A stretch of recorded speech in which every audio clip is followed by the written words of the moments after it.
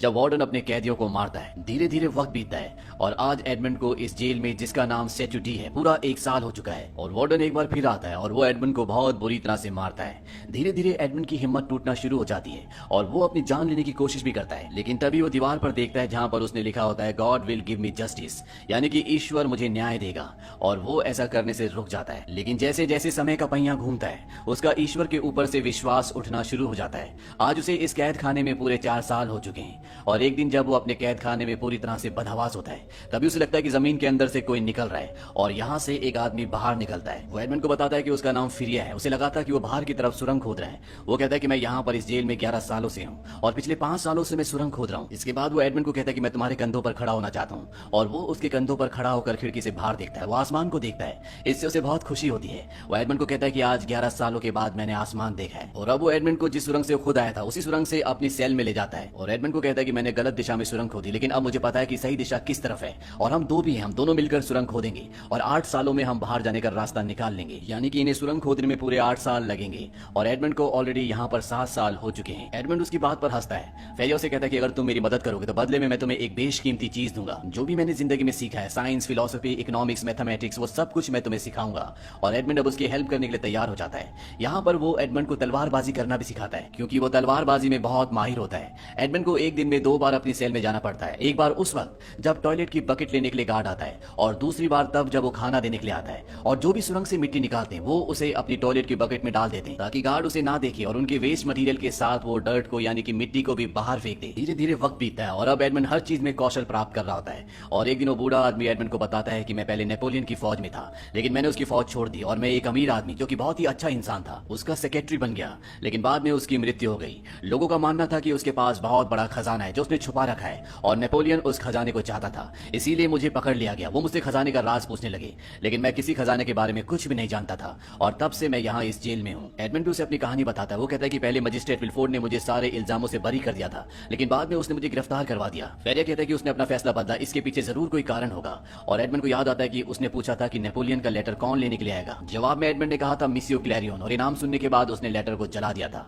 फेरिया कहता है कि अजीब बात है, देश के खिलाफ विद्रोह के इतने बड़े सबूत को मजिस्ट्रेट ने जला दिया, जरूर इसके पीछे कोई ना कोई वजह होगी। और यहाँ पे एडमंड पूरी बात समझ जाता है। दरअसल जो आदमी लेटर लेने के लिए आने वाला होता है वो मजिस्ट्रेट का पिता होता है जो कभी नेपोलियन की फौज में कर्नल था। और अगर उसके पिता के ऊपर देशद्रोह का आरोप लगता तो उसकी भी नौकरी चली जाती, उसके ऊपर भी देशद्रोह का आरोप लगता और उसे भी सजा होती। वो अपने आप को बचा रहा था। अब एडमंड को पूरी कहानी समझ में आ जाती है और धीरे धीरे ये सुरंग खोदते खोदते एक दिन एक पेड़ की जड़ तक पहुंच जाते हैं, यानी कि ये बाहर तक पहुंच गए। अब बस इन्हें ऊपर की तरफ सुरंग खोदनी है जिसमें कुछ ही हफ्ते लगेंगे। एडमंड कहता है कि मैं भी छेनी लेकर आता हूँ। और जब वो सुरंग से थोड़ा सा बाहर की तरफ निकलता है तभी सुरंग से ऊपर मिट्टी गिरना शुरू हो जाती है और इससे पहले कि फेरिया वहां से बाहर निकलता उसके ऊपर बहुत सारे पत्थर गिर जाते हैं। एडमंड उसे सुरंग से बाहर ले आता है और अब फेरिया अपनी जिंदगी की आखिरी सांसें ले रहा है। वो मरने से पहले एडमंड को कहता है कि मैंने खजाने के बारे में तुम्हें गलत बताया था, मुझे खजाने के बारे में पता है। वो उसे खजाने का एक नक्शा देता है और कहता है कि इटालियन कोस्ट पर एक टापू है जिसका नाम है मोंटी क्रिस्टो, वहां पर जाना और इस नक्शे की मदद से तुम खजाने तक पहुंच जाओगे। इस खजाने को तुम लोगों की भलाई के लिए, अच्छाई के लिए इस्तेमाल करना।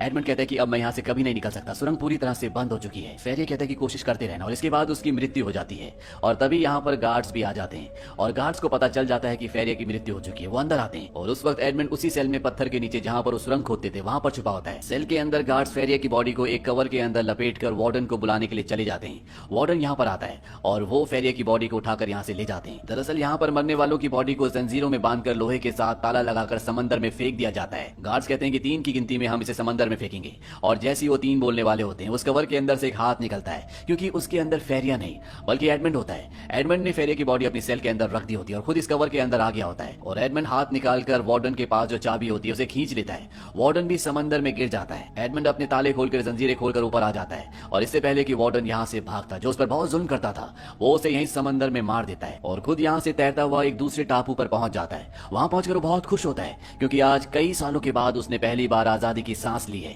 और तभी वो देखता है कि वहां पर बहुत सारे लोग बैठे होते हैं, ये सब के सब लुटेरे होते हैं, तो यहाँ पर अपने एक साथी को मारने के लिए आए होते हैं जिसने उन्हें धोखा दिया था। लेकिन उसके कुछ साथी चाहते हैं कि उसे ना मारा जाए, इसीलिए यहाँ पर जो इनका लीडर होता है वो कोई फैसला नहीं कर पा रहा होता। एडमंड को देखने के बाद वो कहता है कि तुम हमारे धोखेबाज साथी से लड़ोगे और तुम दोनों में से जो जिंदा बचेगा वो हमारे ग्रुप में शामिल हो जाएगा। और अब एडमंड की और उस दूसरे आदमी जिसका नाम जैकोबो होता है, इन दोनों की चाकू की फाइट होती है और इस फाइट में एडमंड उसे हरा देता है, लेकिन वो उसे मारता नहीं है, वो उसकी जान बख्श देता है और साथ ही साथ सरदार से कहता है कि इसकी जान बख्श दो, इससे तुम्हारे पास एक और काबिल साथी रहेगा। सरदार उसकी बात मान जाता है, वो जैकोबो की जान को बख्श देता है जैकब वो एडमंड को कहता है कि मैं जिंदगी भर के लिए अब तुम्हारा गुलाम हूँ। इसके बाद ये सब के सब यहाँ इस टापू से निकल जाते हैं। इसके बाद एडमंड अपने शहर लौट जाता है। जैकब भी उसके साथ होता है। एडमंड एक अपने पुराने जानकार के पास जाता है जो उसे नहीं पहचान पाता, क्योंकि आज 13 साल बाद वो लौटा है। उसका पूरा हुलिया बदल चुका है। एडमंड उस आदमी से कहता है कि मैं एडमंड का दोस्त हूँ, मैं उसके परिवार के बारे में जानना चाहता हूँ। वो आदमी बताता है कि एडमंड की राजद्रोह के बारे में पता चलने के बाद उसके पिता ने अपने आप को फांसी लगा ली। एडमंड पूछता है कि उस पर राजद्रोह का आरोप किसने लगाया था। वो आदमी बताता है कि विलफोर्ड ने, जो उस वक्त यहाँ का मजिस्ट्रेट था जिसने एडमंड को गिरफ्तार किया था।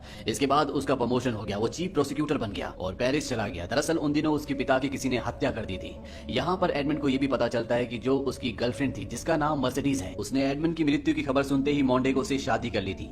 मोंडेगो एडमंड का वही पुराना दोस्त है जिसने उसे धोखा दिया था, जिसकी वजह से उसे जेल हुई थी। और अब मोंडेगो अपनी पत्नी मर्सिडीज के साथ पेरिस में रहता है। ये सारी बातें सुनने के बाद एडमंड पूरी तरह से टूट जाता है और वो अब इन सब से बदला लेना चाहता है। सबसे पहले एडमंड अपने साथी जैकोबो के साथ मोंटी क्रिस्टो टापू पर जाता है और वो वहां पर खजाना ढूंढता है। उसे खजाना मिल जाता है जो पानी के अंदर होता है। यहाँ पर सोने से भरे हुए इतने बड़े बड़े बक्से होते हैं कि जिन्हें ये एक बार में नाव में यहाँ से नहीं ले जा पाते। लेकिन जितना भी सोना ये यहाँ से ले जाते हैं, ये चाहकर भी उसे खर्च नहीं कर सकते।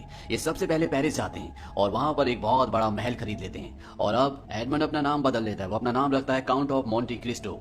और सबसे पहले वो ये पता लगाता है कि मोंडेगो की कमजोरी क्या है। उसे पता चलता है कि उसने बैंक से लोन लिया है। वो अपने आदमी को कहता है कि उस बैंक को खरीद लो और साथ ही साथ वो जितनी भी शिपिंग कंपनीज के साथ डील करता है, काम करता है, उन सब कंपनीज को मना कर दो कि कोई भी उसके साथ काम ना करे। लेकिन अभी भी वो मौका ढूंढ रहा होता है जिससे वो मोंडेगो के करीब जा सके।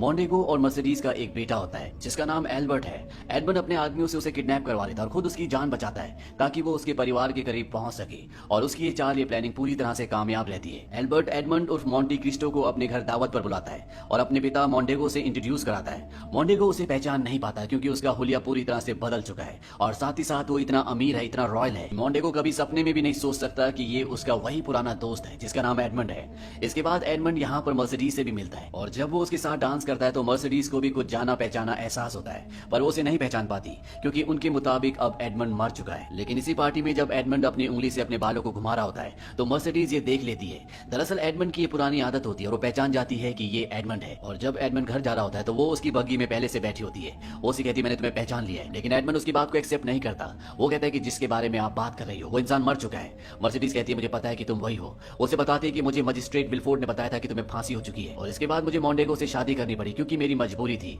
लेकिन वो उसकी बात नहीं सुनता और उसे बग्गी से उतार देता है। यहाँ पर एडमंड ने एक और प्लान बनाया होता है। वो मोंडेगो और विलफोर्ड जो कि मजिस्ट्रेट था उसे यकीन दिला देता है कि उसे खजाना मिल चुका है और उसका एक शिपमेंट आ रहा है जिसे पास करवाने के लिए उसे विलफोर्ड की जरूरत है। विलफोर्ड मोंडेगो से कहता है कि हम किसी भी तरह से उस शिपमेंट को हासिल कर सकते हैं और सारा सोना हमारा हो जाएगा। मोंडेगो कहता है कि मैं अपने पुराने दोस्त को जानता हूं जो हमारी इसमें मदद करेगा। और जब पोर्ट पर एडमंड का शिपमेंट आता है तो मोंडेगो का वही पुराना दोस्त जिसे एडमंड भी जानता है। दरअसल आज से कई साल पहले एडमंड को इसी के बदले शिप का कैप्टन बनाया गया था, जिस वजह से जेलस हो गया था और इसने एडमंड को फंसाने में मोंडेगो का पूरा पूरा साथ दिया था। और जब भी यहाँ पोर्ट पर उसका खजाना चुरा रहे होते हैं तभी यहाँ पर एडमंड आ जाता है। उसके साथ पुलिस भी होती है और इस आदमी को अरेस्ट कर लिया जाता है। इसके बाद एडमंड सीधा मजिस्ट्रेट विलफोर्ड के पास जाता है जो स्पा रूम में होता है और उसे एडमंड कहता है कि तुमने आज से कई साल पहले मर्सिडीज को झूठ क्यों बोला कि मुझे फांसी हो गई। विलफोर्ड को कुछ भी समझ में नहीं आता। एडमंड उसे कहता है कि तुमने ऐसा इसलिए किया था कि मोंडेगो की और मर्सिडीज की शादी हो जाए। तुम दोनों ने एक सौदा किया था। तुम अपने पिता से परेशान थे क्योंकि वो नेपोलियन के वफादार थे, वो उनका साथ देना चाहते थे और तुम्हें इस बात का डर था, इसीलिए तुमने मोंडेगो को अपने पिता को मारने के लिए कहा और उसने तुम्हारे पिता का कत्ल कर दिया। विलफोर्ड कहता है कि सच है लेकिन तुम कभी इसे साबित नहीं कर पाओगे और ना ही मोंडेगो कभी इस बात को एक्सेप्ट करेगा। एडमंड कहता है कि हाँ वो तो नहीं करेगा लेकिन तुमने कर लिया। और तभी धुएं के पीछे से पुलिस आती है और वो विलफोर्ड को उसके पिता की हत्या की साजिश में गिरफ्तार कर लेती है। वहीं अब मोंडेगो इस शहर से भागना चाहता है क्योंकि उसके ऊपर कर्जा है, उसके ऊपर धोखेधड़ी के कई सारे मामले हैं और साथ ही साथ अब उसके ऊपर खून का भी इल्जाम है। और वो मर्सिडीज को भी अपने साथ चलने के लिए कहता है। मर्सिडीज कहती है कि नहीं मैं तुम्हारे साथ नहीं आऊंगी। वो कहता है ठीक है तुम मत आओ, मैं और मेरा बेटा यहाँ से चले जाएंगे। मर्सिडीज कहती है कि वो तुम्हारा बेटा नहीं है, वो एडमंड का बेटा है और एक यही कारण था कि एडमंड की मौत की खबर के बाद मैं तुमसे शादी करने के लिए तैयार हो गई। इस बात से उसे बहुत गुस्सा आता है और वो यहाँ से निकल जाता है। वो सीधा उस जगह जाता है जहाँ पर इन्होंने एडमंड का खजाना चोरी करके छुपाया है। लेकिन जब वो बक्से खोलता है तो उसके अंदर मिट्टी के अलावा कुछ भी नहीं होता और अब एडमंड यहाँ पर आ जाता है। वो अपने असली रूप में आता है। मोंडेगो कहता है तो तुम जिंदा हो। वो तलवार से उस पर हमला करता है लेकिन अब एडमंड उससे भी बहुत बेहतरीन तलवारबाज है और एक ही झटके में उसे धराशायी कर देता है। लेकिन इससे पहले कि वो वहां पर आता, मोंटेगो का बेटा एल्बर्ट यहाँ पर आ जाता है और वो एडमंड के ऊपर हमला कर देता है। और एडमंड जब उसे मारने वाला होता है कि वहां पर मर्सिडीज आ जाती है और वो उसे बताती है कि तुम्हारे पिता मोंटेगो नहीं बल्कि एडमंड है। ये बात सुनकर एडमंड भी हैरान हो जाता है, लेकिन वो खुश भी होता है क्योंकि उसे मर्सिडीज और उसका बेटा वापस मिल गए। और तभी यहाँ पर मोंटेगो गन निकाल लेता है और जैसे ही वो एडमंड पर गोली चलाने वाला होता है, एडमंड का साथी उस पर चाकू से वार करता है जिससे उसका निशाना चूक जाता है और मर्सिडीज के कंधे पर गोली लग जाती है। मोंटेगो यहाँ से भाग जाता है क्योंकि गन में एक ही गोली होती है। एडमंड उसका पीछा करता है, इन दोनों के बीच में तलवारबाजी होती है और एडमंड मोंटेगो का खात्मा कर देता है। और अंत में ये दिखाया जाता है कि एडमंड उस जेल को, जिसका नाम चैटुडी है, जहां पर उसने 13 साल बिताए थे, उस पूरी जगह को खरीद लेता है ताकि किसी के ऊपर दोबारा से उस तरह से जुल्म ना हो जिस तरह से उसके ऊपर हुए थे। और वो कसम खाता है कि वो अब अपनी ताकत अपनी जिंदगी को सच्चाई और भलाई के रास्ते पर लगाएगा, जैसा कि उसे जेल में फेरिया ने मरते वक्त कहा था, जिसने उसे खजाने का नक्शा दिया था। और इसी के साथ ये कहानी, ये फिल्म यहीं पर